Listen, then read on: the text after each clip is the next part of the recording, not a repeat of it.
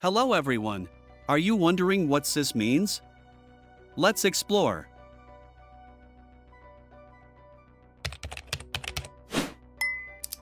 Cis is a term of endearment used among friends, regardless of gender, to express camaraderie and solidarity. It's derived from sister, but in modern usage, it's more about the bond of friendship than actual familial ties. Cis is often used in casual conversation to show support, affection, or to build a sense of community, particularly in online and social media contexts. The term has become popular in many subcultures, where it's used to foster a sense of belonging and mutual respect. When someone calls you cis, they're signaling that they see you as a close friend or ally, someone they feel a strong connection with. In essence, cis is about recognizing and celebrating the supportive, familial bonds that can exist between friends, emphasizing closeness and mutual care. Please like the video and leave a comment to support my job.